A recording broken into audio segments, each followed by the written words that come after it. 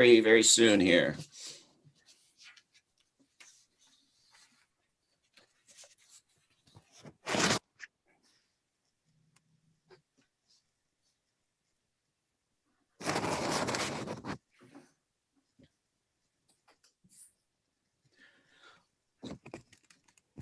Welcome everyone to this webinar on launching ban killer drones. This is to announce the launch of this new campaign. There is a website at bankillerdrones.org. This is a campaign for an international treaty to ban weaponized drones and military and police drone surveillance. My name is David Swanson. I'm the Executive Director of World Beyond War. Our speakers are going to be Brian Terrell, Kathy Kelly, myself. I'm sorry, let me put these in the right order. Brian Terrell, Leah Bolger, Kathy Kelly, and myself, David Swanson. And we will have a couple of brief announcements from myself, from Nick Mattern, from Chelsea Feria, and then questions and answers. And you can be putting your brilliant questions into the chat at any time, and we will get to them when we get to the question and answer section. Or you can plan to click raise hand, and then you will be unmuted and able to ask your question at that time. So going to our first speaker, Brian Terrell participated in the first protest in the US against killing by remote control in 2009, shortly after newly elected President Obama made assassination by Predator and Reaper drones the cornerstone of his military policy. Since his arrest at Creech Air Base in Nevada that spring, Brian has participated in nonviolent protests around the country and abroad as this deadly technology has been proliferating. He's been arrested many times, serving jail sentences in New York and Nevada, and in 2013, Brian spent 6 months in federal prison for presenting a petition against drone war at Whiteman Air Force Base in Missouri. Brian has traveled extensively, making several visits to Afghanistan, where he's met with drone victims and their families. He's spoken about drones at universities, high schools, churches, and rallies in the US, Europe, and Asia. And his writings on the subject have been widely published and translated into several languages. A peace activist for more than 45 years, Brian lives on a Catholic worker farm in Malloy, Iowa. Brian Terrell, welcome. The floor is yours. Thank you, David. And hello, everyone. It's good to see many friends and many campaigners you're with us today. Now, as David said, in April 2009, some of us were gathered in the Nevada desert to reflect and act on what we were just beginning to learn about drones waging war operated from Creech Air Force Base there in Nevada. Over the next months, the newly installed Obama administration to make assassination by drone a key part of its foreign policy. In the years since, the US drone fleet has grown exponentially. There have been massive proliferation in drone technology. Now more than 100 nations have drone fleets, and many non-state organizations as well. The last few months, these events have made the international ban on weaponized drones and drone surveillance all the more urgent. Promises by the US to end long-standing wars have always ended up being qualified. In February, the Biden administration announced, "We are ending all support for offensive operations in the war in Yemen." The next day, the State Department amended that statement. Importantly, they said, this does not apply to offensive operations against either ISIS or Al-Qaeda in the Arabian Peninsula, referring to the war the US has been waging with drones and special forces in Yemen since 2002. And again, last month, President Biden spoke of ending the war in Afghanistan. He said, "It's time to end the forever war." But again, the next day, a clarification was issued, and the headline of the New York Times read, "How the US plans to fight from afar after troops exit Afghanistan," reporting drones, long-range bombers, and spy networks will be used in an effort to prevent Afghanistan from re-emerging as a terrorist base to threaten the United States. It appears from his statements and his words and his actions that Biden is not so much concerned with ending the forever wars as handing them over to drones armed with 500-pound bombs and Hellfire missiles operated from thousands of miles away. Now, the US continues to use its drones mostly for extrajudicial executions that are far from what we think of as battlefields. Other nations are using them to great effect in situations that look more like traditional war. Last fall, in their 44-day war with Armenia and Nagorno-Karabakh, for example, Azerbaijan used remotely controlled drones acquired from Turkey and Israel, targeting Armenian and Nagorno-Karabakh troops and destroying trucks, artillery, air defenses, and killing hundreds of civilians besides. Military experts called Azerbaijan's victory a game changer. And some experts said that without combat drones, this murderous war probably would not have taken place at all. At a time when demands for demilitarization of the police departments are acquiring drone fleets of their own, further distancing themselves from the communities that they're supposed to be serving. Along the US-Mexico border, the same Reaper drones that the US military and the CIA use overseas are deployed on the US border by the US Border Patrol. Drones are used by the Israeli military to tear gas demonstrators in Gaza, by mining companies in South Africa to harass striking workers, and last summer by US Marshals surveilling Black Lives Matter protests in Washington, D.C. In 2013, President Obama promoted drones, claiming, he said, by targeting our action against those who want to kill us, and not the people they hide among, we are choosing the course of action least likely to result in the loss of innocent life. But it was already known that that was not true. By far, most victims of drone attacks are civilians. Few are combatants by any definition. And even those targeted are suspected terrorists are victims of assassination and extrajudicial executions. Speaking of the effects of drone attacks in Yemen in 2013 before US Congress, the young Yemeni writer Ibrahim Batana said this: drone strikes are causing more and more Yemenis to hate America and join radical militants. The technical advances and proliferation of drones provide what appears to be a cheaper, more politically safe way for many countries to make war on their neighbors or across the globe, where there are obviously advantages for a politician to fight a war by remote control from a great distance over boots on the ground. There are no body bags coming home, and the victims are always other kinds of people that the voting public have been conditioned to fear and to hate.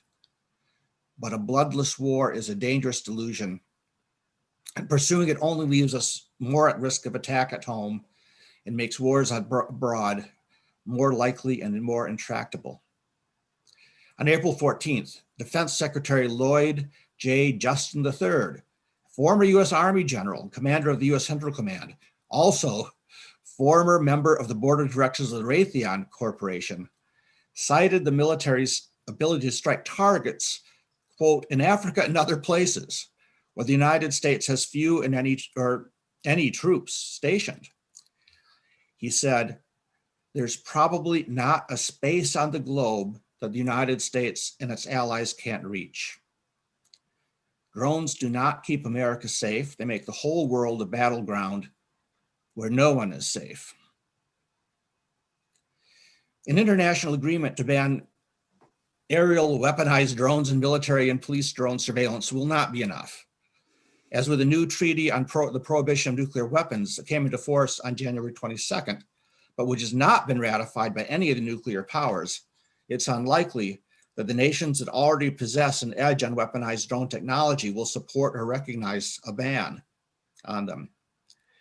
This, along with the fact that drone wars, like nuclear weapons and war itself, are already illegal under existing protocols and treaties, however, does not mean that such an agreement will be without effect.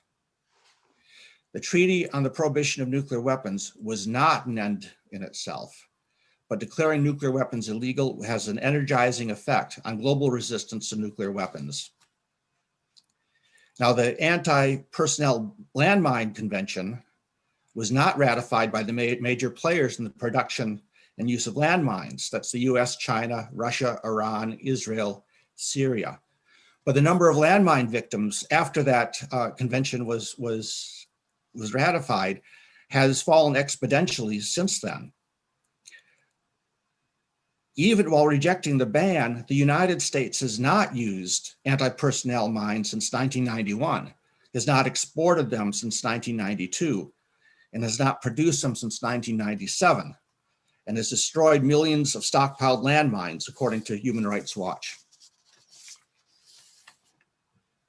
An international campaign to ban weaponized drones and military and police surveillance drones will serve as an important organizing educational tool to counter the false narratives promoted by those who profit economically or politically from the production and selling of weaponized drones as an easier, cheaper, even safer, even more humane alternative to conventional war. Identifying military and police drone surveillance as non-acceptable violation of human rights will serve to stem the growth of this practice, which is surging in the United States and becoming a global threat. Landmines still kill. Nuclear weapons still remain an existential threat, despite being outlawed. And we cannot expect an international ban on weaponized drones to have immediate and total success.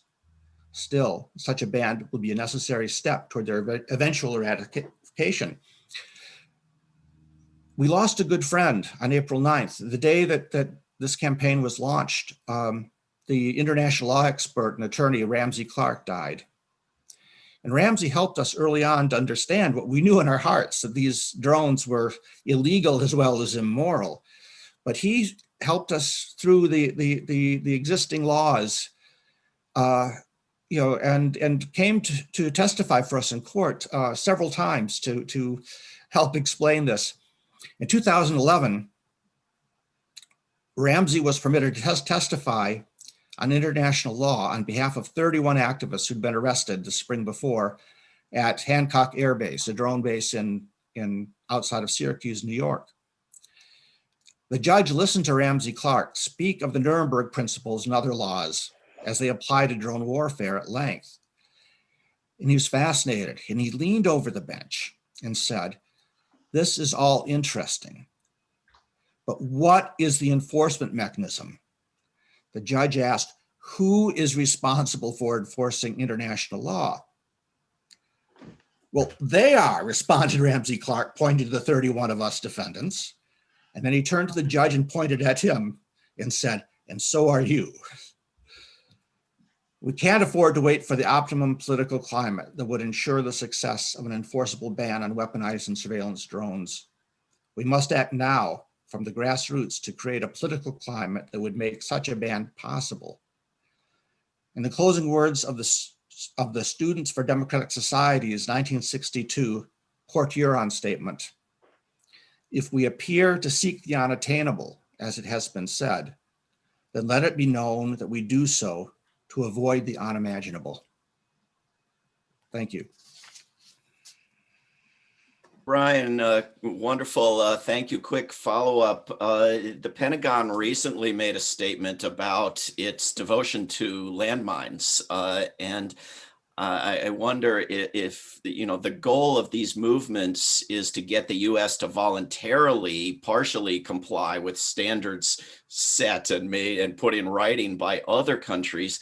At what point does prosecution by the courts of other countries or international courts come into play? Does that only come after full, complete compliance by the United States and other chief violators, or is that useful at some earlier stage? I think the pressure is necessary. The pressure is necessary. For example, that the International Criminal Court, even beginning to look at U.S. crimes in Afghanistan, would not have happened without years of people in Afghanistan and people in the United States and other places agitating. The announcement by Human Rights Watch the other day calling Israel's occupation of Palestine apartheid and a crime, that's been made possible because of years of resistance in Palestine and years of solidarity of people around the world. So yeah, it's It's urgent, but it's not going to happen right away. That's the paradox. But we have to act as if it can. We need to be demanding this, even if it's not going to be. We're not going to see immediate results, because the eventual results will not come unless we have the sense of urgency, unless we recognize this Yes. this is intolerable. We have to change now. Yes. The change doesn't begin until we reach that point. Very, very good answer. Thank you, Brian Terrell. Again, if you have any questions for Brian or any of the other speakers or in general on the topic, you can put them in the chat at any time, or you can plan to click raise hand when we get to the Q&A section. And our brilliant organizer from Canada, Rachel Small, is going to be clicking the raise hand people, and I'm going to be drawing from the chat questions. Our second speaker is Leah Bolger, who is the chair of the board of World Beyond War. She retired in the year 2000 from the US Navy at the rank of commander after 20 years of active duty service. Her career included duty stations in Iceland, Bermuda, Japan, and Tunisia, and in 1997 was chosen to be the Navy Military Fellow at the MIT Security Studies program. Leah received an MA in National Security and Strategic Affairs from the Naval War College in '94. After retirement, she became very active in Veterans for Peace, including election as the first woman national president in 2012. Later that year, she was part of a 20-person delegation to Pakistan to meet with the victims of US drone strikes. She is the creator and coordinator of the Drones Quilt Project, a traveling exhibit which serves to educate the public and recognize the victims of US combat drones. In 2013, she was selected to present the Ava Helen and Linus Pauling Memorial Peace Lecture at Oregon State University. And again, she currently serves as the president of the board of directors of World Beyond War. Leah Bolger, welcome. Unmute, please. I knew I would do that. Everybody does. All right, let me make my screen big and, oh gosh, and do slideshow. Wow. Come on. From start. There we go. Okay, so as David mentioned, I was part of a delegation to Pakistan, and that's what I'm going to be speaking about today. This delegation was in 2012, which happened to be the year I was the president of Veterans for Peace. And it was put together by Code Pink. And you may note that you see some Code Pink regulars in this photo. There were 30 of us, or 31 of us, 30 Americans and 1 Canadian. Our age range was 22 to 83.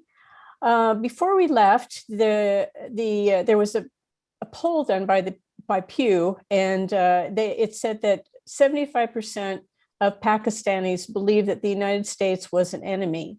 And at this time, Pakistan's never been considered an enemy since it started. But and the State Department advised us adamantly not to come because it was too dangerous for Americans to be there. But we were treated very well because the Pakistani people seemed to be able to separate the people from the United States from the government of the United States. So there were 2 people, our principal people that we worked with. Shahzad Akbar is a lawyer, and he was the head of Fundamental Rights, which was suing the governments of the United States and Pakistan for their complicity in the drone strikes against the Pashtun people in Waziristan. Imran Khan, you may know of him. He is currently the Prime Minister of Pakistan, and he's the head of the PTI party, which is the Pakistan Movement for Justice, which their theme is change. And currently Shahzad Akbar is the advisor to Prime Minister Khan and his advisor on interior and accountability. Shahzad was the one who coordinated our visit and was our connection to the victims that we met with. This is me holding one of the missile casings that was proof of the the missiles that hit people. And it was really a sobering thing just to hold that and see. Anyway, you can see for yourself. It's pretty upsetting.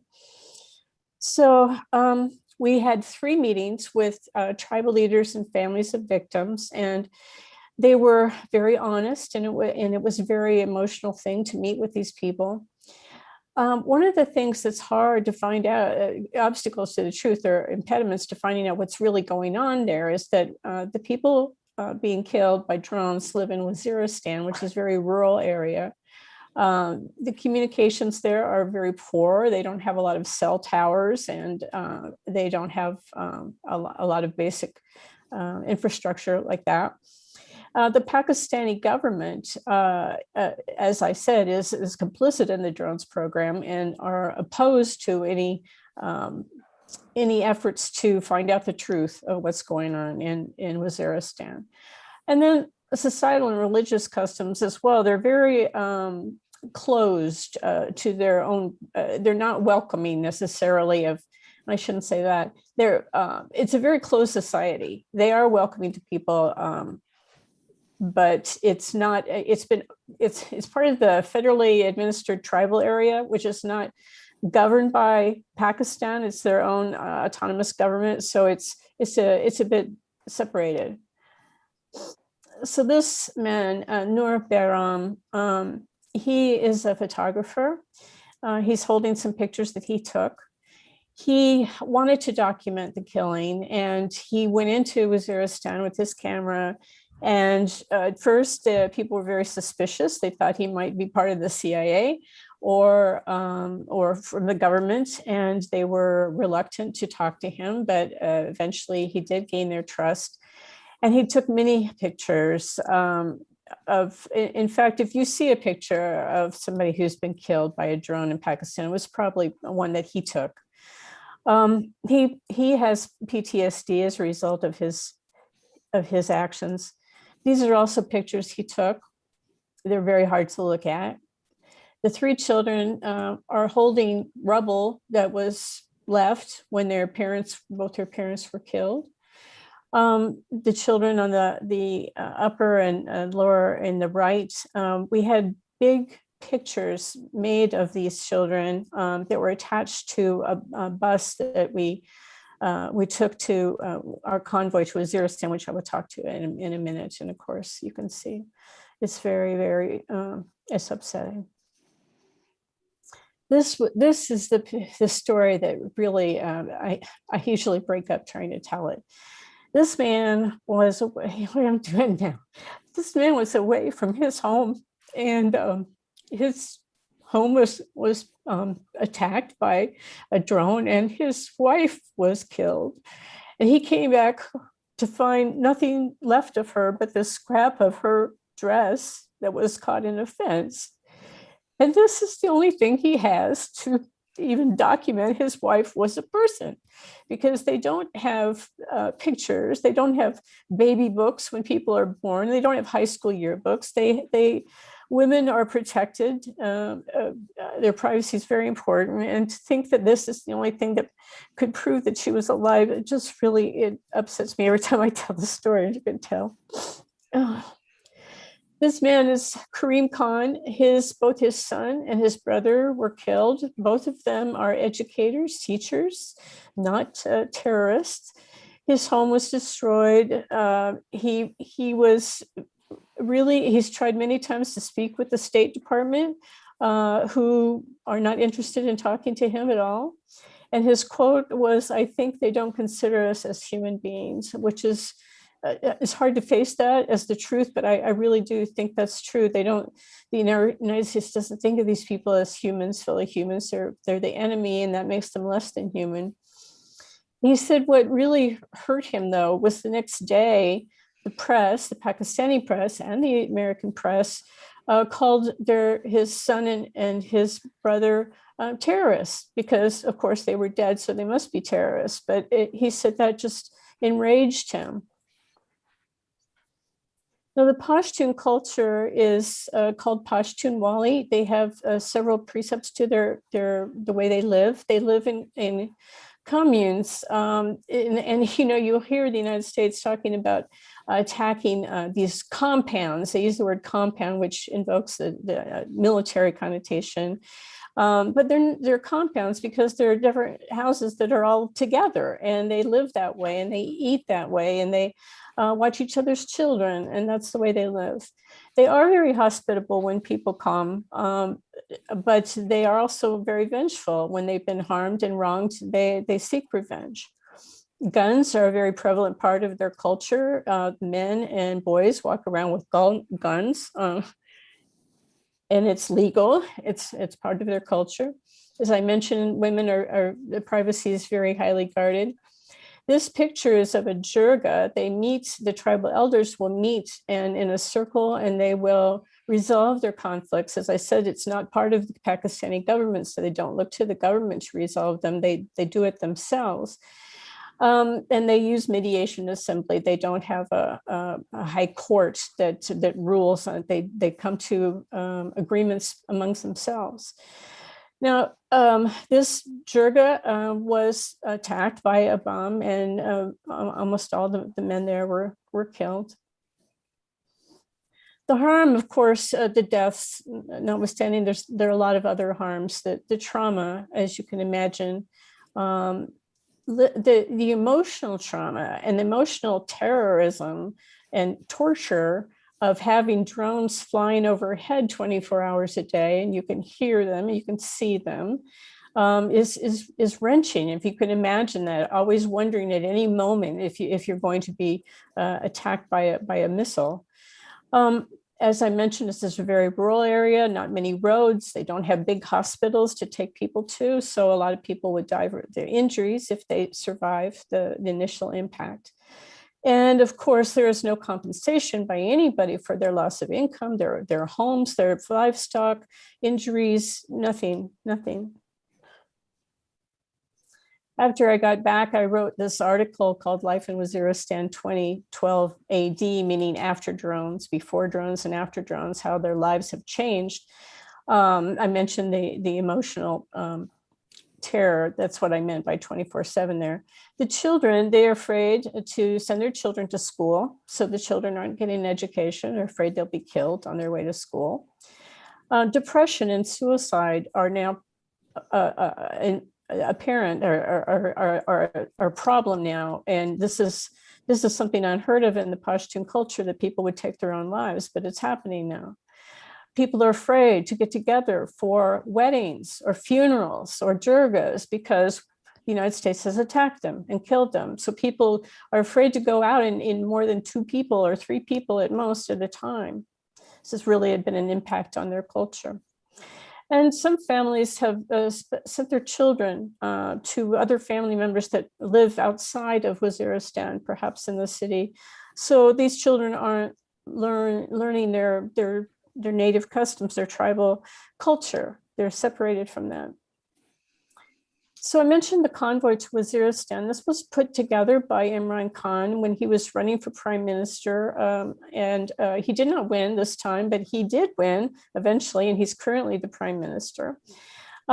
He has thousands of supporters. He's a very, very popular man.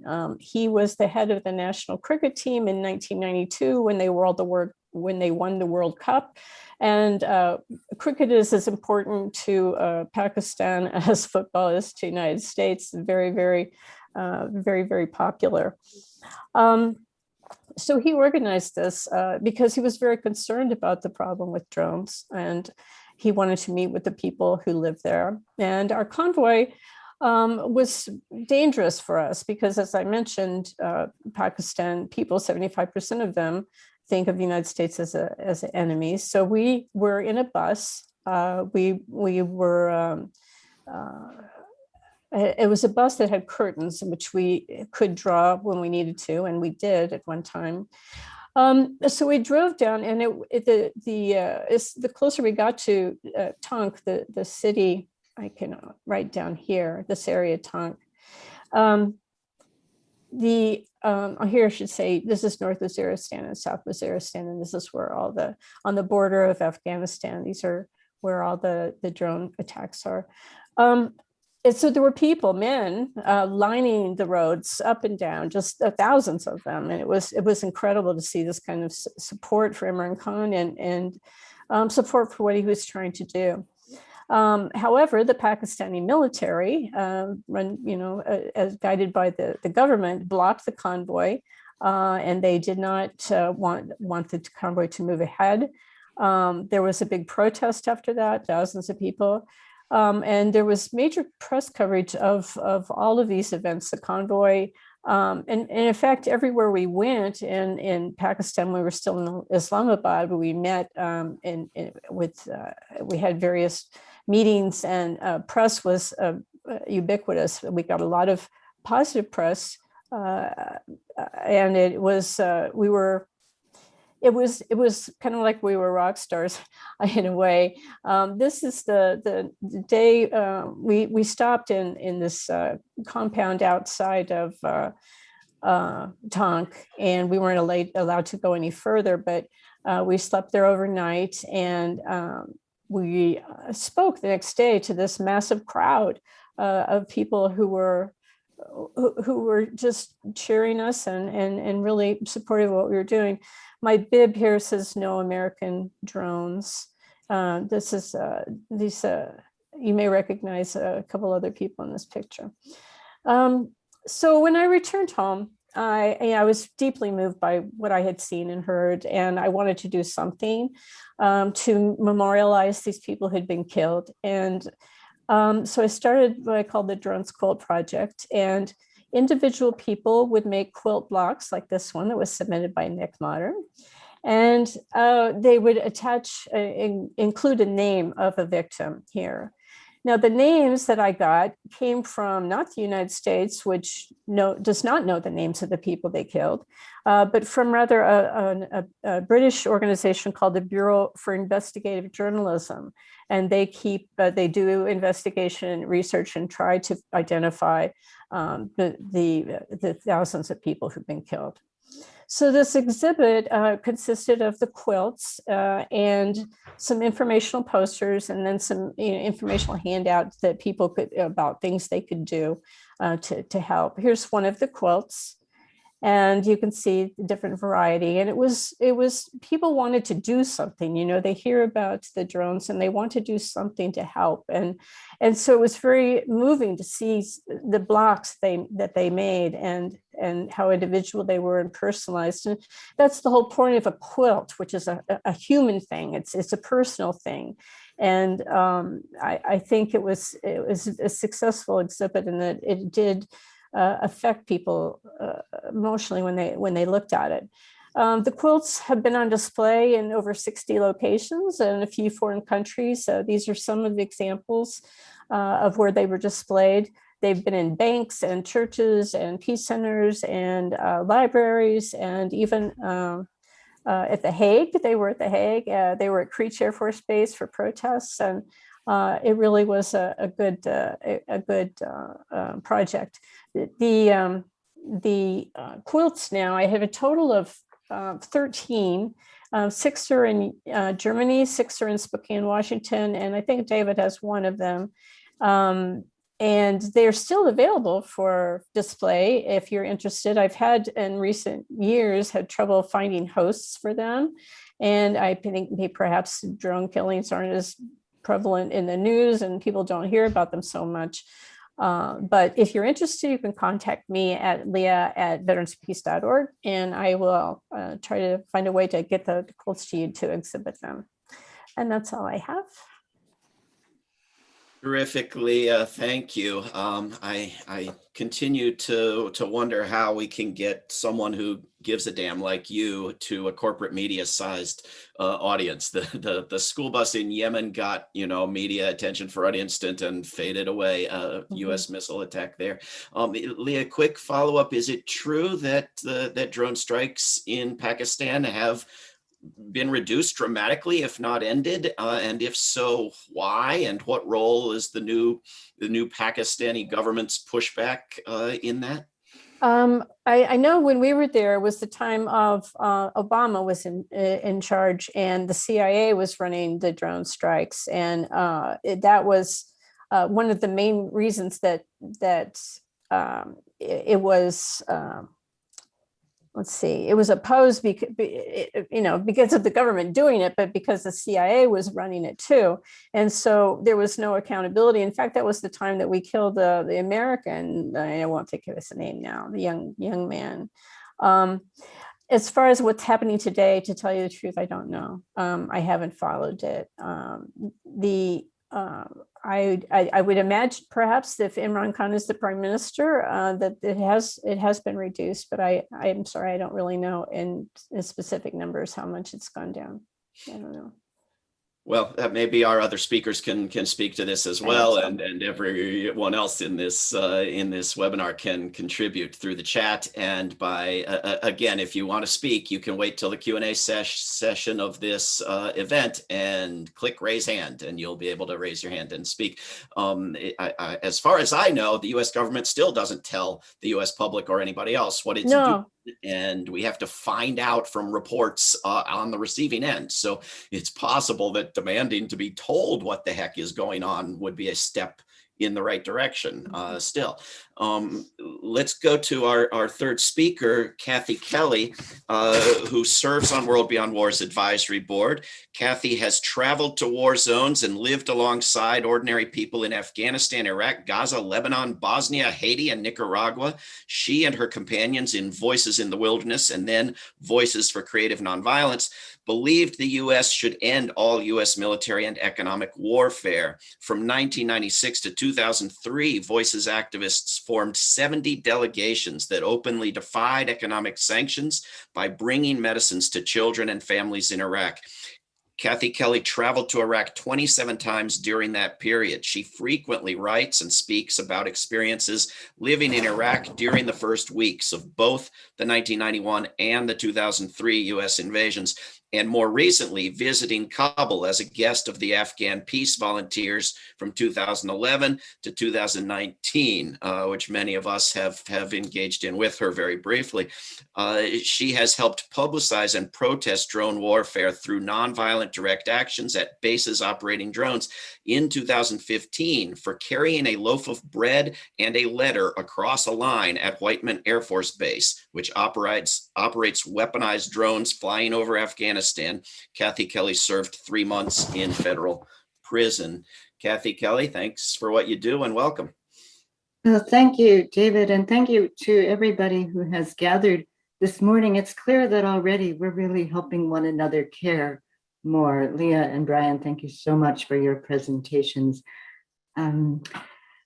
This month, Sam Durant, a sculptor, will install a sleek white sculpture of a Predator drone. And it'll be on top of a 25-foot pole on top of a high building in Lower Manhattan in New York City. And it will have a wingspan of 48 feet. It'll rotate in the wind.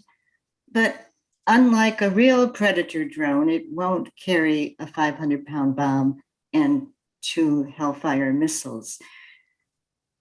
The sculptor wants to generate controversy among New Yorkers, and I hope that works. I hope that all of us can increasingly generate the discussion about the killer drones. So I want to tell you of an experience that I had in Lebanon in the summer of 2006, when quite honestly, I didn't know drones existed. I was in a village called Hana, and this was the summer of the Israeli-Hezbollah war. And in this tiny village, on the day that I arrived there, it was after a ceasefire had been declared, women were gathered for a funeral. And it was to be the funeral for children who were among those who had been killed when the Israeli warplanes attacked a home, which was an extended family's large home. And it was considered to be the sturdiest, the most bomb-proof of any residence. And so people who didn't live in the home would bring their children there to stay overnight. And I was gathered with women who were embracing a particular woman who wore a medical hood and a neck brace. And she was the mother of a little girl, Zahra, who had been killed by the Israeli warplane. And at the funeral, she was wincing. It was painful for her, but she was addressing me and Parag Mokhtarzadeh particularly, and she was pointing upward. And her question was, didn't they know? Didn't they see? And I honestly didn't understand until later. She was pointing at the drones. Didn't the drones see that every morning she picked her daughter up and took her back home? Didn't they see that her daughter wasn't a terrorist? And this mother was bewildered and grief-stricken and confused. How could the drones not see? Well, you know, there are miles and miles of footage collected by these drones, but they can't see the essential details that are so needed. More recently, people in the remote area of the Nangarhar province where pine nuts are cultivated were horrified by a US drone attack that killed 32 people. The landowner had notified the United States military, NATO, people he thought might be Taliban officials, the Afghan government, that 150 laborers would be camping outside the pine nut forest because they had been working all day long. And so the laborers, exhausted, set fires. They wanted to boil water for tea, and they were attacked by a United States drone operator. The drone plowed into the encampment and 32 people were killed. We don't know the names of the people who were killed. As Leah mentioned, we don't have the names. We can only be left to sort of imagine in a rural, remote area. For those who survived and remained badly wounded, lost limbs, we certainly can't imagine that they had access to x-rays, surgeons, painkillers, bandages, much less physical therapy. And we just don't find out about that. So all these miles of footage taken by the drone cameras and analyzed by thousands of, well, I don't know how well they are paid, but thousands of US technicians won't give us those kinds of details. And in fact, Andrew Coburn wrote in the London Review of Books that the law of physics imposes inherent restrictions on the picture quality from distant drones. And no amount of money you spend on these drones can overcome the fact that the camera, unless they're flying at a low altitude and in clear weather, the drone cameras will pick up images of individuals that appear as dots and cars as blurry blobs. So in 2010, a US Air Force crew watching infrared video of a nighttime convoy of Afghan vehicles thought that the warm dots in the trucks that they saw on their screens were weapons. In fact, they were turkeys that the passengers were carrying as gifts for their relatives in Kabul. But the drone operators attacked the trucks and killed 23 people. Regarding drone warfare in Yemen, numerous studies and analyses by some very brave people gathering information in places like Sana'a, Yemen, have documented the killing of civilians during US attacks there, primarily in remote rural areas. I particularly want to single out a report called Death Falling from the Skies, created by a group called Muatana for Human Rights. And they examined, just in the years between 2017 and 2019, 13 United States missions, and 10 of them were drone strikes carried out against civilians, at least 38 Yemeni civilians, 19 men, 13 children, and 6 women were killed, and 7 others were injured. Now, most of these drone attacks, not all, but most, were on vehicles. So please recall Andrew Coburn's words that inherent in the way that a drone functions, unless it's at low altitude on a clear day, cars appear as blurry blobs. People appear as dots. So those killed by US drone operations described in this report, played very important roles in their families. Two of the men killed were teachers, and one was considered to be beloved by his students. Others killed included university students, beekeepers, fishermen, drivers, laborers, housewives. In a few cases, families left their homes after the US operations, saying they felt unsafe and worried about future strikes. And so you have the soaring numbers of people in refugee camps in Yemen and certainly also in Afghanistan. I want to describe one particular attack which happened in 2012 in the Yemeni village of Shamir. Ahmed Saeed Abdullah bin Ali was the nephew of a cleric. And the cleric, Salim bin Ali Jabir, had given a very fiery sermon in the mosque in which he had condemned Al-Qaeda for killing Yemeni civilians. So government officials and three strangers came to the mosque and they wanted to talk to the fiery cleric that gave that sermon. And he wanted to avoid them. He feared they were militants. And so he was quite anxious, but eventually he found a policeman, a friend of his named Walid, and his cousin, and he went to talk with the strangers. And as the conversation was happening, as villagers looked on, 2 Hellfire missiles came crashing down. Ahmed, seeing his uncle, ran toward where the uncle had been standing, and 2 more missiles hit. His uncle, Salam, the policeman, Walid, and the 3 strangers were all killed. And Ahmed, to this day, still fears whenever he hears the humming of a drone that he or his family could be attacked. Attacks spiked in 2017 under the Trump administration, with 133 declared US airstrikes and commando raids. Attacks under President Trump resulted in 42 civilian casualty incidents and an estimated 86 to 154 civilian deaths, according to the UK-based monitoring group called Air Wars. And now it's clear that the Houthis have attained 3D materials so that they are now creating drones.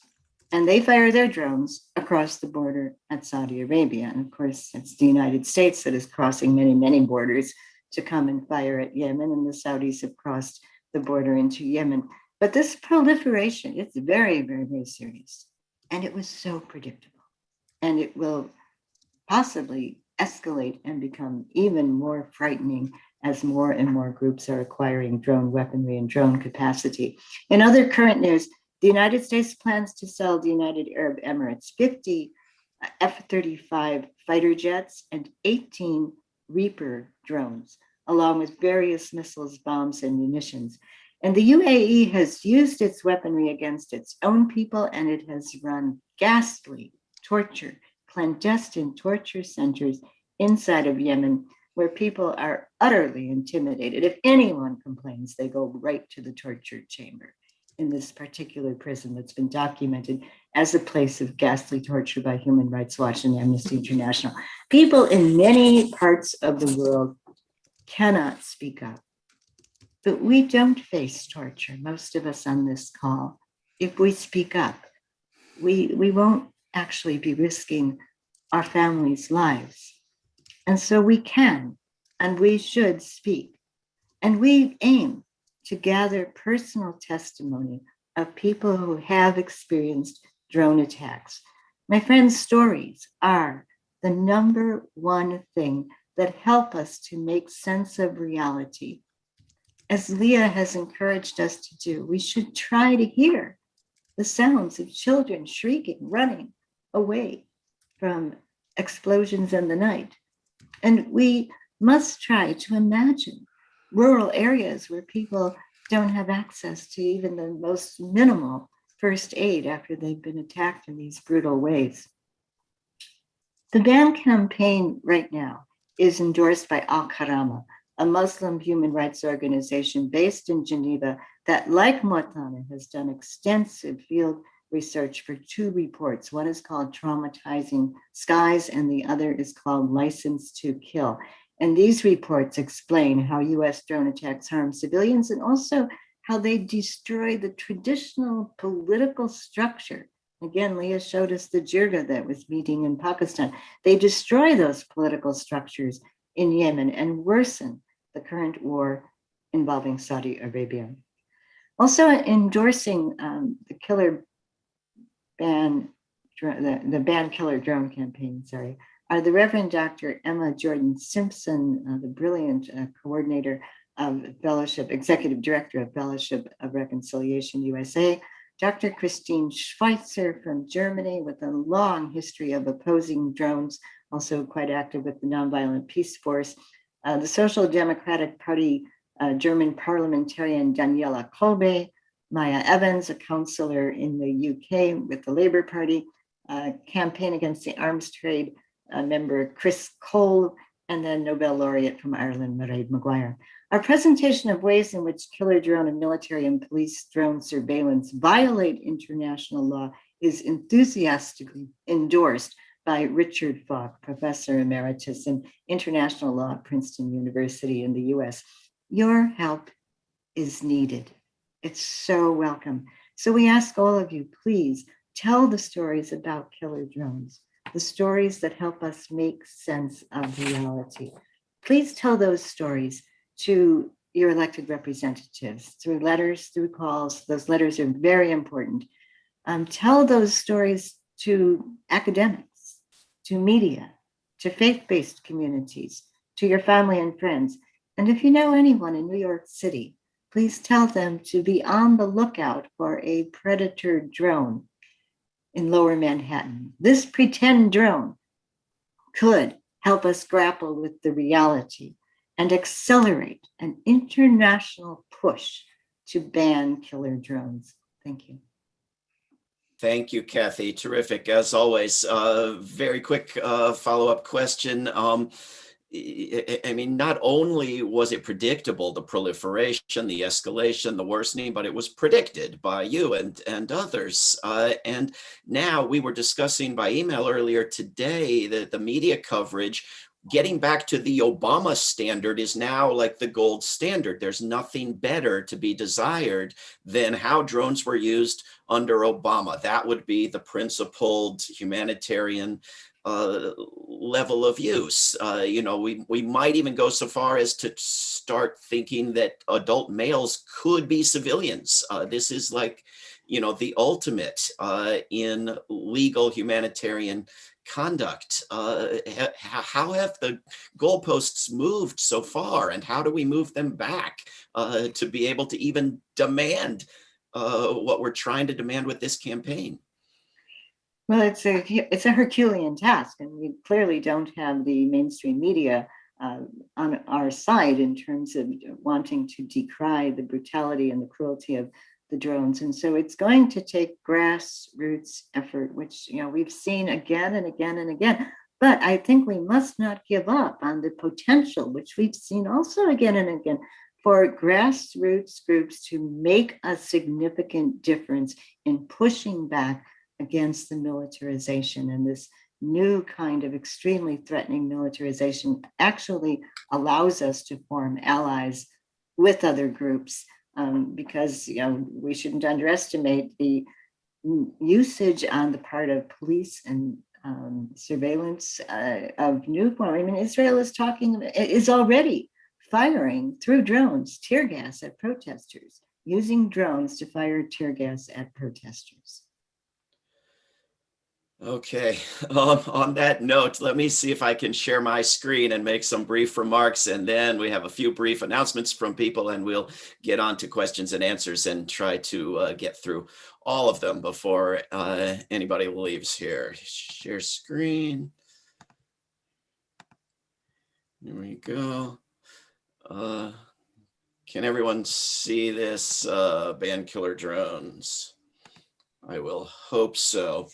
I want to talk about a number of false impressions and media narratives, and one is the problem of the good drones. There are quite a few hurdles we have to clear before we can get people to support banning armed drones or surveillance drones. or surveillance drones. One is the existence of good drones, which seems very silly, but it is the number one cause of failures to pass local resolutions against drones. Unlike some of the hurdles, this one is fact-based. It is simple-minded, but fact-based. There really are drones for fire and rescue and science research and toys and lovers of technology and even peace activists like Rachel Small, who's on our call from World Beyond War Canada, tracking weapons shipments with drones. But we can ban selling deadly poisonous mushrooms even though other mushrooms taste great in pasta sauce. We can allow cooking those mushrooms in a frying pan even while banning hitting your neighbor in the head with the frying pan. And we can ban killer drones without banning toy drones. We can even devise ways to ban drone surveillance without banning drones with cameras if we put half as much effort into it as goes into creating drones. Then we have the problem of the imaginary drones. That is what people, at least in the United States, imagine drones do, which is wildly different from what drones actually do or ever did. People imagine that killer drones are used against identified targets who have been convicted of horrible crimes in absentia, who cannot possibly be arrested, who are in the very act of committing mass murder of those most valuable beings on the earth, US citizens, and who are alone in their nefarious lairs, far from any innocent people whom it might be unnecessary to blow up. None of these things is true. But we will never ban drones as long as people believe this fantasy, which has been co-produced by the Pentagon and Hollywood. Then we have the problem of the smart drones. A hurdle on the way to banning all killer drones is the idea that all we need to do is ban the drones that are fully autonomous. A drone that decides on its own when and where to launch a missile is unacceptable, while a drone that relies on some future suicide risk being ordered to push a button is supposedly acceptable. While I would be happy to ban any particular type of deadly weapon, normalizing non-fully autonomous drones is simply crazy. It violates laws against murder, laws against war, and the core of basic morality. We also have the problem already touched on, the normalization of drones. If you search on Google for the words drones and morality, you will get results almost entirely from the years 2012 through 2016. If you search for the words drones and ethics, you will come up with articles almost entirely from the years 2017 to 2020. Reading the various websites confirms the obvious hypothesis that, as a rule, but with plenty of exceptions, morality is what people mention when an evil practice is still shocking and objectionable, whereas ethics is what they talk about when a practice is normal, inevitable, part of life, but in need of tweaking into the very most proper shape. We also have the problem of the patriotic, America first drones.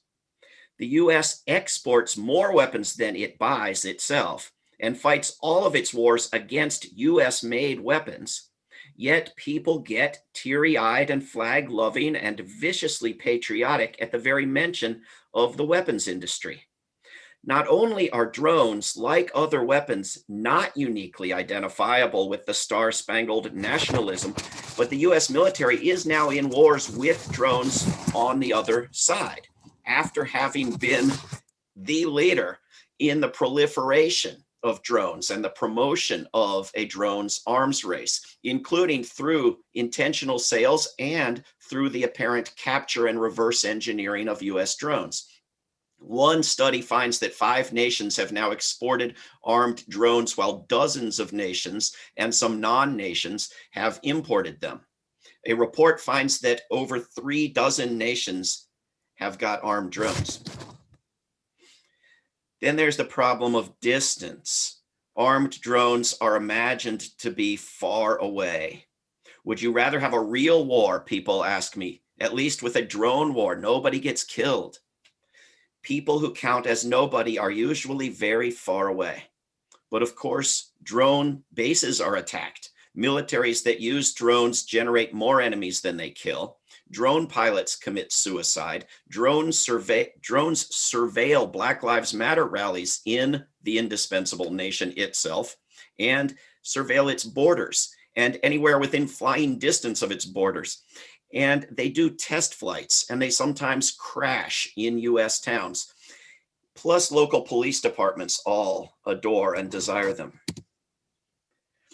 There's also the problem of top secret drones. Drones are secretive, presidential, imperial, employed by people wiser and with better information than mere humans have, because they won't give us any information. It's best for us not to question. If there weren't a good reason for the drones, why would they be sending people to prison for telling us what the drones do? This too is propaganda that we have to overcome. Drones are special. They're above the law. They're outside the law. Like Henry V or Karl Rove, they make their own laws. War is illegal under the UN Charter and the Kellogg-Briand Pact. Murder is illegal in every corner of the world. Why redundantly ban weaponized drones? The answer, of course, is for the possibility of getting that new law adhered to by some parties. Drones offend some people because they're cowardly or unfair, but they should offend us because they make murder easier. And we should be outraged by the reason they make murder easier, namely the idea that people who don't matter can be slaughtered without risking the life of anyone who does matter.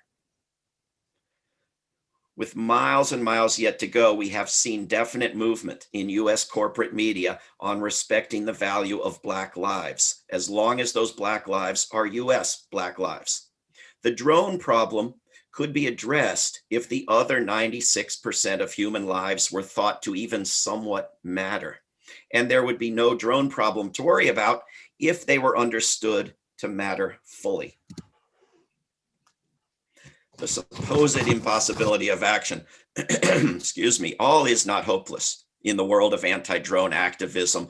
In my town of Charlottesville, Virginia, in 2013, we successfully urged the city council to pass a resolution against drones.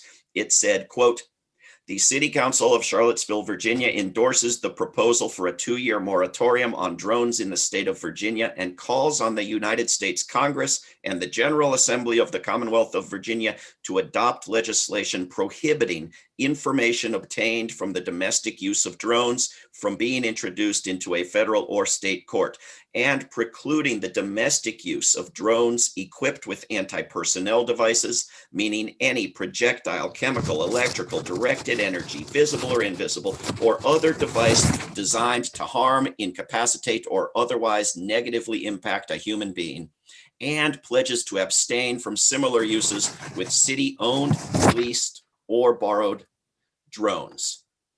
You can pass a similar law in any locality on Earth. So let me make a very few quick announcements. There is a website, bankillerdrones.org.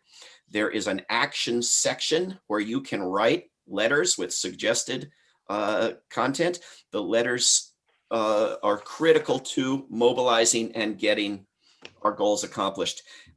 Secondly, at the website, you can volunteer by using the contact address to become a part in whatever way you are interested in this new campaign.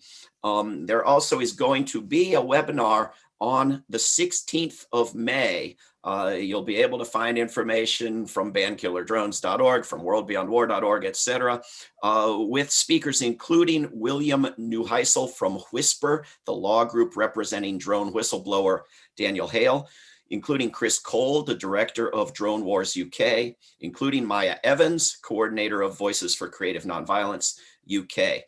Now let me introduce briefly with a couple further announcements, Nick Mattern, and he will introduce as well Chelsea Feria. And I hope that Nick and Chelsea will be willing and able, if they are so inclined, to also help us in answering all the questions that are coming up shortly. Nick, are you there? Yes.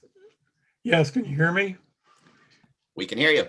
Good. Good morning to our audience here in the United States. Good afternoon to everyone in Europe. And we also understand and honor the fact that there are people here from tribal lands. We really, I think, are grateful for everybody who's on this call, this Zoom this morning. I'm here to appeal to you to write two personal letters. The first letter is a letter that you would write to your head of your local government, your mayor, for example, to ask whether your police force is using drones and to learn what they are being used for. The second letter is to the member of your national governing body, which might be a Congress, a parliament, and you would be writing to someone that you believe in that governing body who will be the most sympathetic to the idea of banning weaponized drones and military and police drone surveillance, whether or not this person is your personal representative. In the United States, we are asking that you write to Congresswoman Ilhan Omar of Minnesota, who has spoken out against drone attacks in Somalia, her country of birth. I should say also that in the last 2 days, Ilhan Omar has also signed the pledge supporting the international ban of nuclear weapons. I think she's the first person in the US Congress to do so. I live in New York, and I will be writing also my member of Congress, Jamal Bowman, because he is likely to be sympathetic to this ban. You can find instructions and encouragement and sample letters in the actions section of bankillerdrones.org. We will be proposing additional actions going forward, including protests, webinars, locally and nationally. And we will also be expecting you to give us ideas for actions.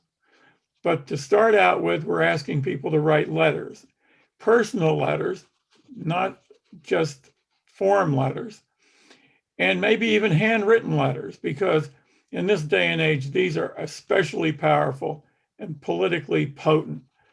And I want to now ask that we turn to Chelsea Faria, who lives up in Massachusetts, and she's going to speak to us about the need that we have for volunteers, because this movement is not going to go forward unless we have volunteers, and we certainly have been very, very impressed by the number of people who have joined us today.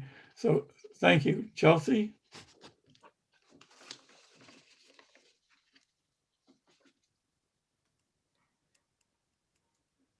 Chelsea, are you with us? Yes, hey, how's it going? My internet connection had died earlier, so it wouldn't let me unmute, but thanks so much for having me. My name is Chelsea Faria. I was the 22-year-old on the peace delegation trip to Pakistan with Code Pink, was there with Leah, and I won't keep you too much longer. I just, really wanted to appreciate this campaign, and just as David said, you can go on the website and check out more information about volunteering by contacting us via email. Really what we need is to get this campaign momentum moving forward through outreach, as already mentioned, to local peace and justice groups, as well as local, town governments, also faith communities, maybe appealing to more artists, teachers, professors, any groups and individuals who'd be interested in endorsing the campaign. As Nick mentioned, letter writing being very important. So of course there will be more upcoming actions. So really organizing actions at local drone bases, that would be a really good thing to just really be able to put the spotlight on what's going on.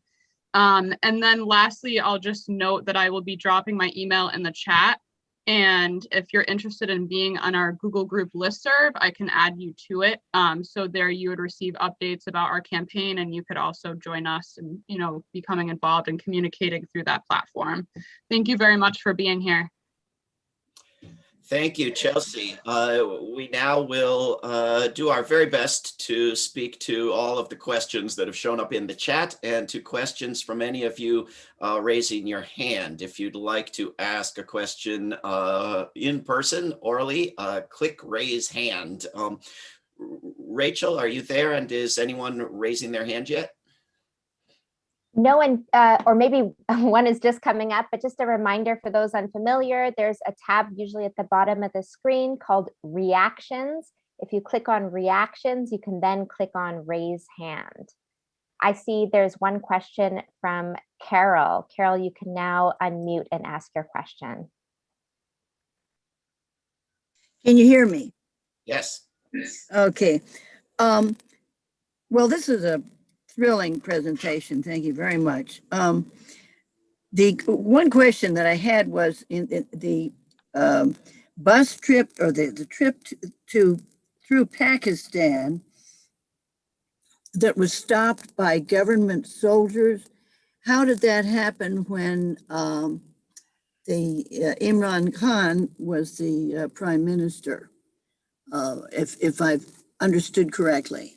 I think I did not explain it correctly, because Imran Khan was running for prime minister when the convoy went to Waziristan, and he did not win that time. Now he's currently the president, or the prime minister. Why is Waziristan being attacked? That's where Waziristan is on the border of Afghanistan, and the people who live there, the Pashtun people, don't recognize that border. They live back and forth. And the United States believes that that's where the Taliban is. And in fact, the Pashtun people, that's one of the reasons they walk around with guns, because they don't like the Taliban. So the United States just thinks they're all bad guys. And so that's where they live. Yeah. Yeah, well, it's obviously a racist and ethnicist bias. And I think another group was mentioned too as being targeted. I forget which one, but yeah, I mean, that's clearly bias. Thank you for your answers. Sure. Thank you, Carol. Thank you, Leah. I've got piles of questions that have shown up in the chat. Let me throw out one of them. Where can people find the most current information on drone attacks and drone victims? And I would mention as an initial answer that World Beyond War will be publishing tomorrow an annual update to our mapping of militarism. And the maps will include what we know about where drone strikes have hit what countries when. It will not include detailed stories of victims, which are so badly needed. Who wants to speak to this question, if anyone? Well, I could speak to it. It's a very important. I mean, it's actually a critical question. People can write to their local news channels, newspapers, and say, we want information about this drone program. David spoke about normalization. This has happened with the press. Drone attacks are now lumped under the category of airstrikes. This happened when Trump came into office. And so there's now no way to discern the difference between drone attacks and attacks by conventional aircraft. Furthermore, it's very dangerous in some countries for local reporters to dig into this. A reporter who dug into this in Yemen found himself in prison, and Obama was happy to have him stay there because he had a hand in that. So we have to really watch for Al Jazeera to report on this. They often do. We have to watch for The Guardian to report on it. If the attack is outrageous enough, it might appear in the New York Times or in The Intercept. But it's really up to us to start making demands on our local press to cover what's going on and the expansion of this, and what does Biden mean by long distance attacks into a place like Afghanistan, where the suffering has been so outrageous that someday this will be documented and people will be astounded as to what they find out about it. So it's pressure on the press, and be very, very observant. Thank you. Rachel, would you like to call on the next person? Paul, I see your hand up. You can now unmute. Please go ahead. Yeah. Okay, I'm going to unmute. Here we go. Oh, Paul, you actually had unmuted and then you remuted. Let's try that again.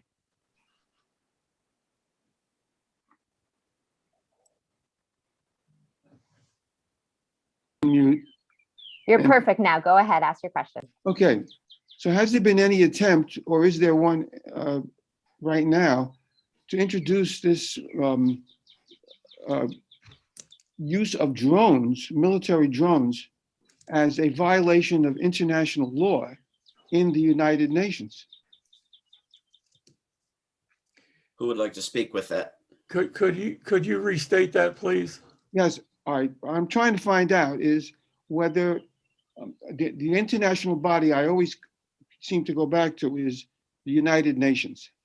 All right. It's one of many, but it's the one I know. And so I'm asking, has there been any attempt to introduce the use of these killer military drones as a violation of international law? And so they would be pursued through the United Nations to at least make it public. Yes, the answer to that is that there have been. I had a meeting with someone at the UN with several other people 5 years ago, and we were really told that because the US is behind using these weapons, that this will not be brought up. I also have to say that there are the interpretations of international law that have been carrying the day in the UN are those interpretations from the Obama administration, from people like Harold Koh, who used to work for the State Department. And so if you interpret international law from the perspective of those people who are under attack, and if you view this through a window of racism, which all of these enterprises have to be viewed under, we have to view the drone war as an example of colonial enforcement on the part of the United States. When you begin to analyze from the perspective of people under attack, the principle of distinction means in principles of war, you cannot undertake attacks where civilians are indiscriminately harmed. And of course, this is what goes on with either killing one person or 30 people with a drone, because once someone has been killed, everyone is traumatized underneath that. So that's an example. Richard Falk, who is a professor emeritus at Princeton University, has been very supportive of us and our arguments about the legalities of this. And you find within the UN system, there's a morass of bureaucracy that is constructed to really prevent the airing and adjudication of these whole issues. And it takes overwhelming public support, which happened with the landmine treaty and happened with the cluster bomb treaty, in order to get this bureaucracy to move any place. And so that's why we're calling, we have a need for volunteers to work with us on consistent outreach, to work with us on outreach to the UN, where people will take it upon themselves to volunteer to do this over a period of months or a period of years.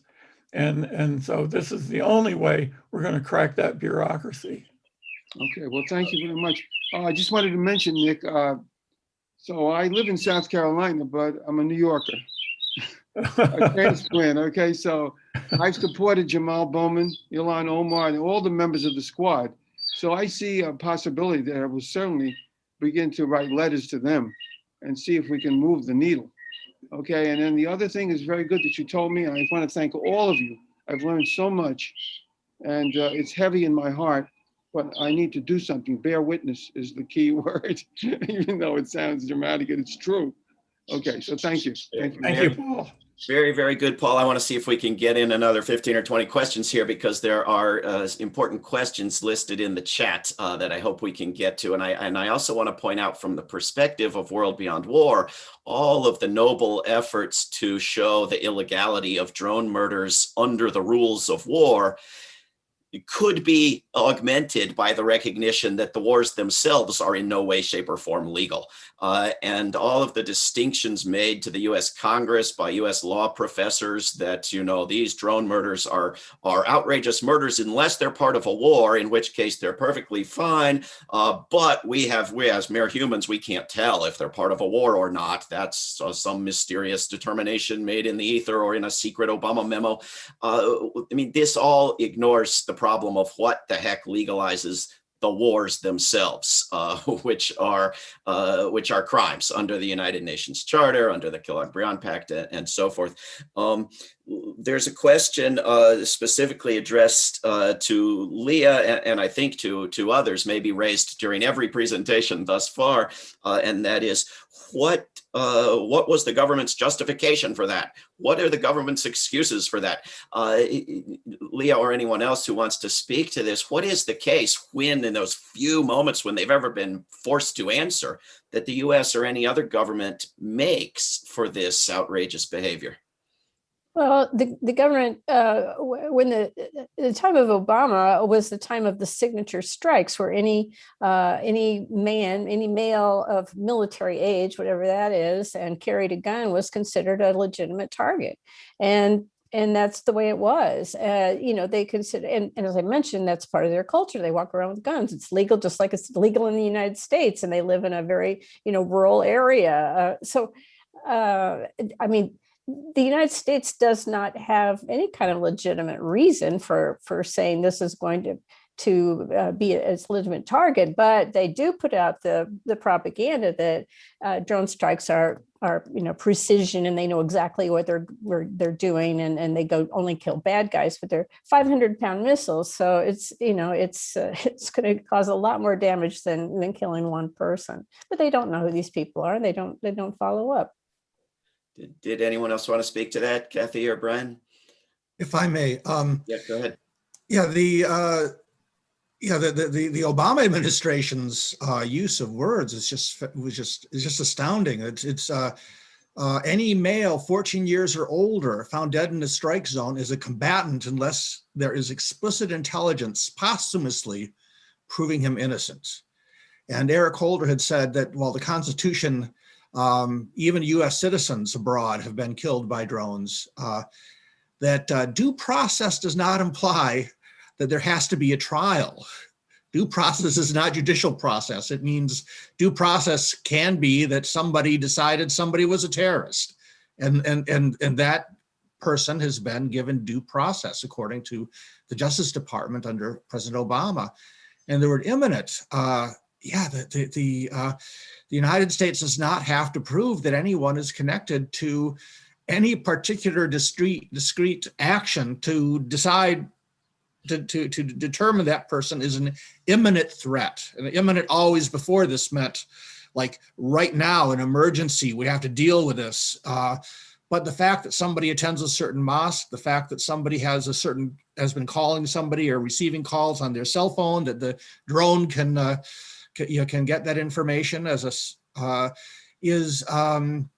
enough to say that somebody's an imminent threat. And so we're killing combatants, we're killing people who are imminent threats, who in any kind of, and with due process, but with any kind of normal understanding of what these words mean, of course, this is, these are simply murders. And just to be clear, correct me if I'm wrong, Brian, but even if the words were used in the ordinary English sense, this would still be illegal murder. And in most cases, we're not even dealing with an identifiable person or even a person in the possession of the cell phone of the identified person. So it's really that all of the discussion gives a false impression of what's actually going on. Yeah, most of those who are killed are not the signature strikes where they know who they're looking for, and even then there's many mistakes, people mistakenly killed, but they are patterns of behavior. So somebody in Nevada, in Syracuse, New York, and Des Moines, Iowa, is watching somebody acting in a certain way. And as Kathy described, this is not a really high definition video, acting in patterns of behavior that are consistent with somebody who might be a threat that's the basis on which most of these strikes are made. Right. Rachel, you want to call on a raised hand? Yes, Elsa, please unmute and ask your question.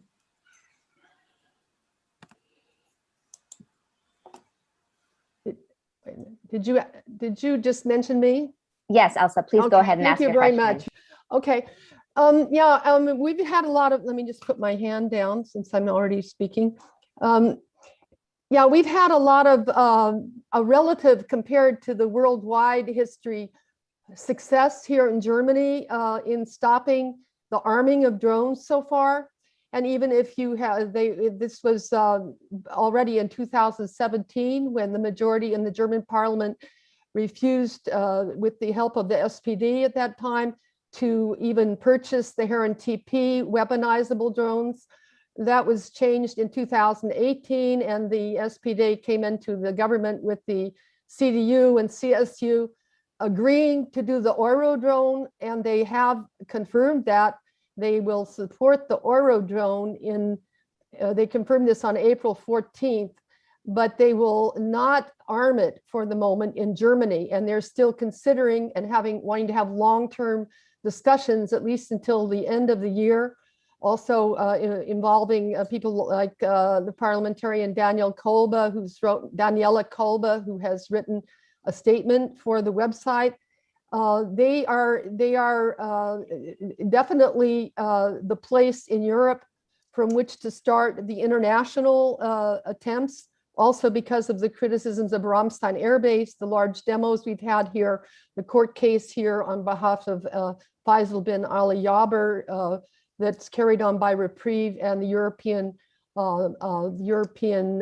what's it called, in campaign to again for constitutional and human rights in Berlin, another legal NGO.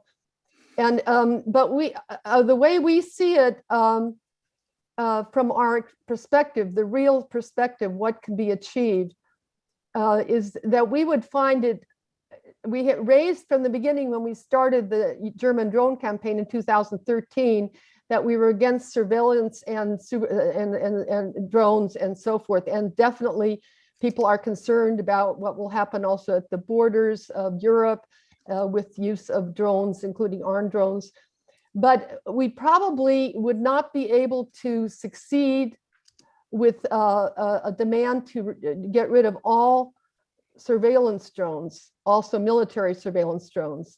The feedback that also the German military and US whistleblowers like Lisa Ling, who was with us recently, and Sean Westmoreland in a webinar in March. I mean, their view is that, and many of the left-wing and pacifist social democrats who've been in the Defense Committee believe that the surveillance drones are not hated and are even welcomed in certain areas where there are conflicts.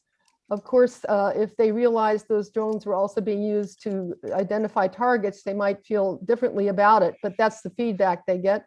So the line that we can draw right now eventually is arming drones. And unfortunately, because of the European armaments projects that are coordinated in Europe, they are coordinated totally at the executive level.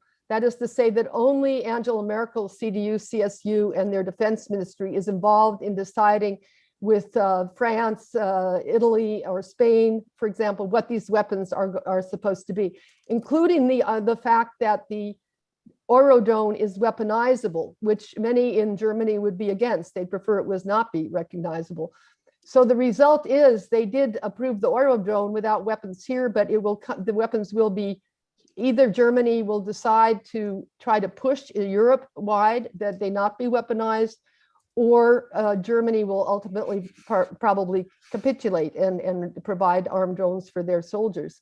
And they're doing this with the idea of competing with US industry. It's very important to them, and why they went originally in Germany with Israeli and not US Reaper drones is that they wanted to be sure that they were not connected to the US, that no black boxes could be prevented as they were in the Eurohawk experiment in 2013, 2014, that basically Germany and Europe would be independent of the US, which of course is totally to be called into question because they're all running their information over DCGS, over Ramstein, working together with the US.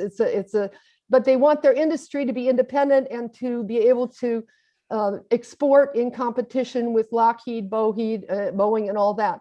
It's complicated because I don't think the US should be the unilateral power in the world. I think it's better to have more powers, but I think it's totally horrible, the idea that Germans would say it's immoral to have weaponized drones and yet promote and even they'll be mainly built in Germany, the Eurodrone, and after that, the Future Combat Air System, which is our next big campaign up until June 23rd to try to stop that. That's a horrible project, French, German, Spanish, with fighter jets that carry atomic weapons with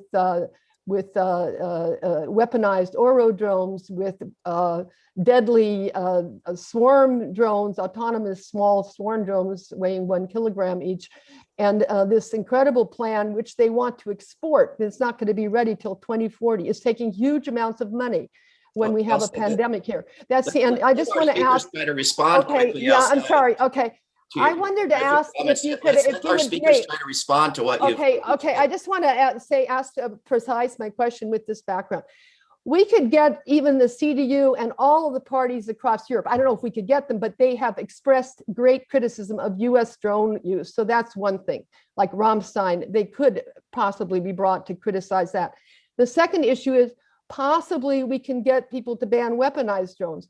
But if you bring in surveillance and police drones in the same exact campaign, it might be difficult. So that's my question, how to deal with that. Understood. Thanks. Who wants to speak to that first? I could speak to that question. I think it's a very important question. Here in the United States, people are very concerned about police surveillance drones over Black Lives Matter protests and at the border. Surveillance by drone and weaponizing by drone are functionally interconnected, and they're emotionally interconnected. And so it's very important for people to come to an understanding. And what we're trying to deal with here seems impossible, but actually, if we only deal with the possible, we're not going to get anywhere. What we're trying to do is to have people understand that surveillance is not inevitable, that they don't have to put up with it, and that it can be stopped. And once we deal with both of those things together, surveillance and weaponization, it's a whole logical, emotional package. And I think that we have to understand that we as human beings do not have to accept surveillance, because surveillance is in fact a weapon, a very powerful weapon that's being employed against us. That would be my comment about that. Thanks. Did anybody else want to speak to that question before we go to the next question? Yeah, I would. It's I think just also, as you say, that how the Eurodrone is going to be weaponizable, that's just a step along the way. And to remember that the Predator drone was in use for almost a decade before someone decided in 2002 you could put a missile on that. So it's a step along the way. And there are people listening in who've been here, who have been involved in campaigns at Volk Field in Wisconsin, where they train soldiers to use the Shadow drone, which is entirely a surveillance drone, but it's used to call in then, the Shadow drone will call in strikes from Apache attack helicopters and from Predator and Reaper drones. And the same with the Global Hawk in California at Beale Air Force Base is another surveillance drone, but the connection is so close. And the reason why this might be a problem is just because we haven't educated people about how close that connection is, and it really is inseparable. Yeah. Well said. Let's go to Kathy or whoever wants to take this next one. Isn't it a great and good thing that Turkey has drones, considering that Israel has drones? Well, I think that the Turkish government has been almost taking cues from the Israeli playbook when it comes to starting new wars. No, I don't think it's a good idea to equip the Turkish government with any kind of weaponry. I think they've shown themselves to be as ruthless and reckless as the other warlords in the region, and I consider the US one of those. The Israeli usage of drones and the training of police people has been exported quite far and wide, and I think we need to be on guard against those dangers. And Israel is a country with possibly 45 or many, many more thermonuclear weapons, and has always been able to completely dodge any kind of investigation from the International Atomic Energy Association. And so I think Turkey sometimes looks at Israel and thinks, well, it works for them. Saudi Arabia is doing the same thing, I think. How about a green light for us? Yeah, well said. Rachel, let me know if anyone's raising their hand. I'm not seeing anyone, so I'll continue until I hear from you. A number of people ask questions along the lines of what companies, and you could add to that, what countries manufacture the drones. And there have been some good answers to that in the chat already, but for the benefit of people watching this video and participating here, does anyone want to speak to that question? I certainly think we ought to call attention to General Atomics with its chief executive officer, Neil Blue. He's got his hand in all kinds of different money-making schemes and has for a long time, but he makes enormous profits, making him one of the richest people on the planet with his investment in General Atomics and creating drones. And then the sort of usual cast of characters, Lockheed Martin, Raytheon, General Dynamics, and Boeing, they increasingly are using each other's parts and interchanging their scientific development. So it's difficult to say that one in particular has been more instrumental in accelerating the drone warfare.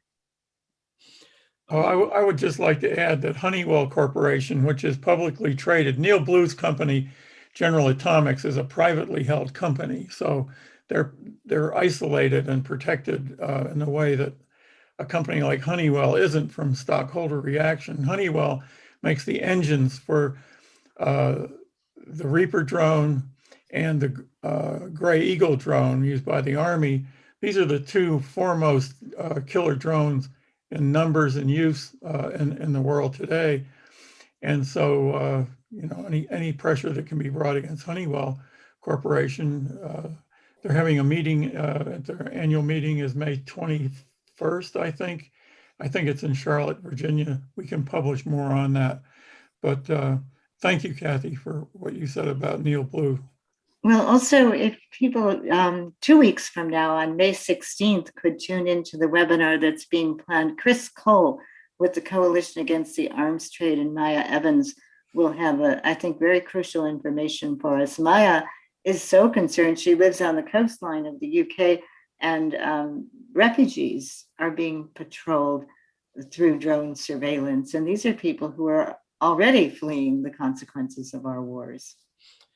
I want to just call out Nick for promoting another myth there, the common myth that Charlotte is in Virginia. Charlotte is in North Carolina, and as a resident of Charlottesville, Virginia, I tell people that daily. So if something is in Charlotte, which is 17 times bigger and much more heard of than Charlottesville, it's in North Carolina, but I'm not. Also, with regard to things that have come up in the chat, the text of the resolution passed by Charlottesville, we'll send you all that in a follow-up email, and this video will be posted at WorldBeyondWar.org/webinars as soon as possible, and we'll send you that in an email as well. There's a set of questions that many of you may want to speak to along the lines of Do the drone operators refuse to properly interpret the images? Do the drone operators suffer PTSD at a higher rate than the regular pilots who go up in the air? I think Nick and others have spoken to this already in the chat. Does anyone want to speak to these questions? David, would you restate that again, please? Do the drone operators, as far as we know, suffer PTSD and suicidal tendencies and moral damage at a higher rate than others in the US military because of what they're seeing on their video screens? Do they not? Are they making organized, concerted efforts to avoid knowing what it is they're seeing on their screens and to believe what they're told despite their own lying eyes? What's happening? Let me tell you just a brief story, if I might. Several years ago in Las Vegas, a drone operator was arrested for drugs and beating his wife, and it had to do with what he had experienced, as far as anyone could tell.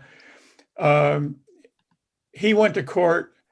His lawyer was successful in getting the judge to demand of the Air Force secret documents about these very questions. And the Air Force then immediately dropped their charges against him and gave him an administrative discharge so that information would not be released in the court or in public. At the same time, a young man with, I think, 3 children, another drone operator, went out and killed himself in the desert outside of Las Vegas. He seemed to be on the surface a very well-adjusted person, a musician. He'd been an athlete, a successful athlete in high school, and had a family, and yet did away with himself. These kind of things are in U.S. Air Force records. These kind of things are not being revealed to the public. And so when it comes down to somebody like Daniel Hale, who does want to reveal the truth to the public, he's charged now with violating the Espionage Act. And in July, he may be sentenced to 10 years in prison. Biden has the opportunity to drop all this shenanigans and cover up. So far, that hasn't happened. But that's the situation we're in about what's going on with drone pilots, which is essentially the situation we're in about what's going on with the victims of drone warfare. Very good. Rachel, you want to call on the next person? Yes, Phil, please unmute and ask your question. Phil Nichols. Hi, I can't get my camera to work. Can everybody hear me? We can hear you. Okay. I read a study recently that was talking about the impact of our military experience for soldiers, and it pointed out that PTSD is what happens when a person is facing combat, when their life and limb is threatened. And the study revealed that people that suffer from PTSD commit suicide at twice the rate of their civilian contemporaries. The article also identified a new kind of issue, which they called moral injury. This is people who have not actually been in combat, but who, like the drone operators, are conducting activities that they come to realize are violating their own standards of morality, and they get caught up in that. People who experience this commit suicide at a rate of 4 times their contemporaries, or twice the rate of people with PTSD. So it's kind of a new experience we're having in this forever war on terror kind of experience. It's something that apparently is new, that wasn't necessarily noticed in previous combat like Vietnam. I'd just like to add on to what Phil said, and it took some time for the DoD to recognize PTSD that as a result of, for the drone operators. It was they would not do any kind of VA assessment of disability for PTSD for drone operators, but now they do. Let me speak to that a minute. it's, yeah, this idea of moral injury, because these are people who are not experiencing any deprivations, really. They're in air-conditioned rooms looking at a computer screen, and they are, nobody's going to hurt them. And they're not suffering from shell shock. They're not suffering from the deprivations. They have nothing to be afraid of. But the irony is we're finding something out about the human person through this is that the injury is even worse, because it's one thing to use force or kill somebody who might hurt you. It's another thing to kill somebody who's far away, who can't hurt you. And also with the drones, I've talked to fighter pilots and people who've been on bomber crews who've said their planes are moving so fast that they're gone before their bomb hits the ground, and they do not see the plume of smoke. They're they're miles and miles away. The drone, however, flies at a very, very low speed, and it circles around and it stays, and they see. I've heard drone operators describing watching the life, leave their victims, which is something that that conventional soldiers have almost never seen. One drone pilot has said when he's operating the drone, he's 7,000 miles away from the war, the distance to Afghanistan from Nevada, but also 18 inches away from the war because the distance of his face from the screen. Yeah, Brian, I had Matt Ho, who resigned his position in Afghanistan, on my radio show in the past couple of weeks, and he was going over all the studies of PTSD and suicide from veterans, and it struck me his mention that World War II veterans, U.S. World War II veterans today, the ones that are still alive, still have a suicide rate dramatically higher than other male Americans their age. So the suffering doesn't end. It goes on and on and on. It's not as if these drone pilots make it through without killing themselves in the first year and then they're fine. This is long-lasting moral damage. Let's see if we can get in another question really quick. There's a number of questions about drones firing tear gas on protesters. What are police drones doing in the United States and in Israel and in other places? How are they being used by police? How might they soon be used by police? And I'll note that WorldBeyondWar.org/policing will give you resources on demilitarizing your local police. Who wants to take up this topic? I could make comments on that. Here in New York, the White Plains, New York police have drones. 2 years ago, the police chief said, that's a secret thing. I'm not talking to you about it. I'm not even going to say if we have them, even though if people photographed and witnessed them at a protest, Black Lives Matter protest. The New York State Police at West Point used a drone for surveillance over Black Lives Matter protest at West Point. Here in Yonkers, New York, there's a colleague of mine, Julie Weiner, on the call on the Zoom today.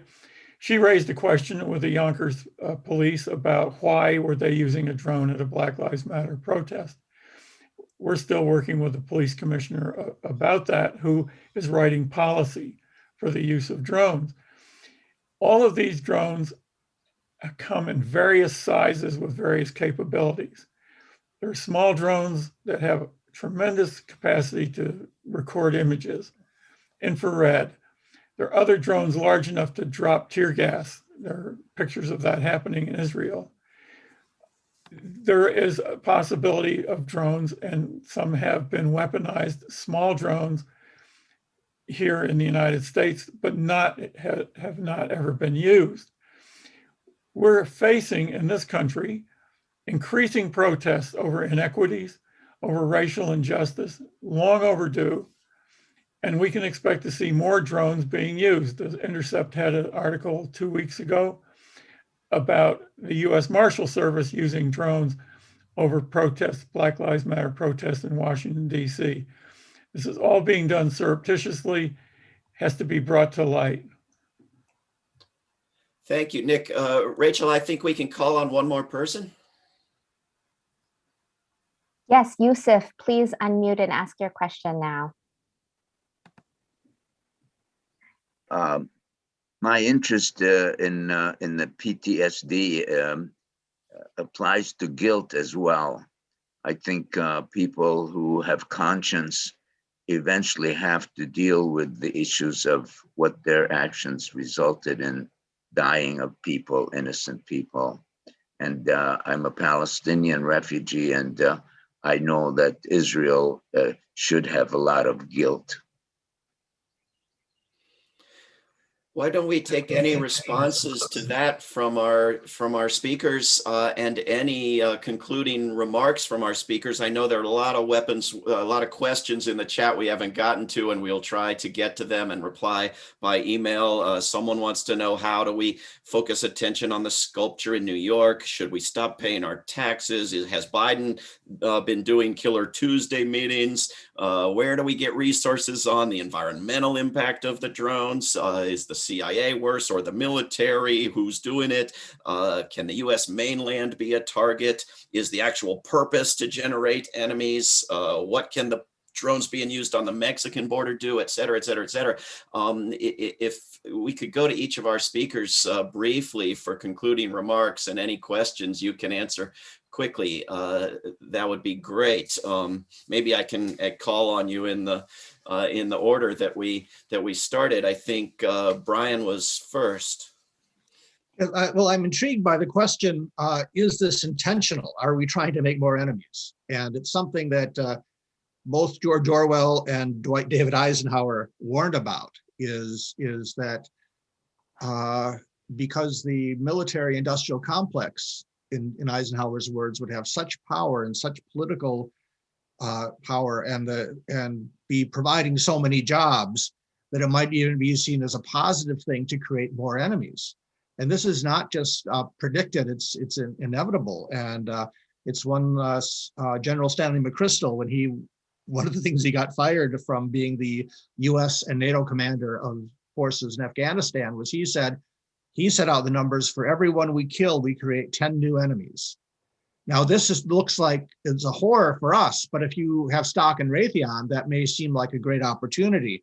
And we have quotes from Raytheon CEOs and board members saying as much, that they don't think peace is going to break out in the Middle East soon, and that this will continue to be an area of growth for us. So yeah, I think there is unfortunately a deliberateness to this that is just horrific. Indeed, horrific. Thank you, Brian. Leah? I heard a few questions in there I think I can answer pretty quickly. The CIA is no longer in charge of drone strikes, as to best of our knowledge. The Tuesday list and choosing people who will be attacked, I believe that program has gone away with Obama. The military industrial complex, which I would definitely say, I don't, the military knows they're making more enemies. They're faster than they can kill them, but it doesn't matter. We have to have, and I say we, the collective we, my government, has to have something going on along to keep the machine rolling. And it's all about money. It's all about capitalism. And then the last thing was about Veterans for Peace. And I think Veterans for Peace was started in 1985 by a bunch of Vietnam veterans who felt guilty, I believe, and traumatized. And they wanted to do something to try to assuage that. And it's like the least they can do. I that's what they felt. It's been going on for a while, and that's VFP has been going on for a while. And now we have members in VFP that went from all the other wars and drone operators and all those kinds of things. I think that might be part of, even though I was never in combat, I think that's probably part of the reason why I put so much energy into anti-war activism right now, because my 20 years in the military. Thank you, Leah. Terrific. Kathy. Well, I want to thank Yusuf for raising the question of guilt. I think that we have to be able to say we're sorry.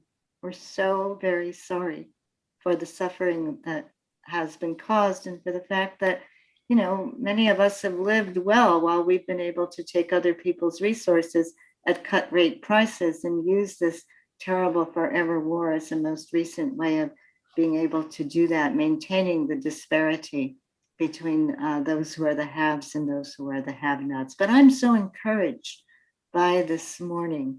You know, Nick Mautern for years now has been shepherding the effort to draw attention to drone warfare. And I've watched him and Brian and Chelsea work so hard, and Enrique, to develop a website and launch this campaign. But seeing all of the people with the questions in the chat and the clear desire to care more and to care effectively about this issue has certainly, I think, made me feel the heft that's potential. And thank you so much to World Beyond War and to David. And so for the questions that weren't answered, I figure by Tuesday, David will have written 20 articles and we'll have it all taken care of. Not terribly. David writes faster than I think.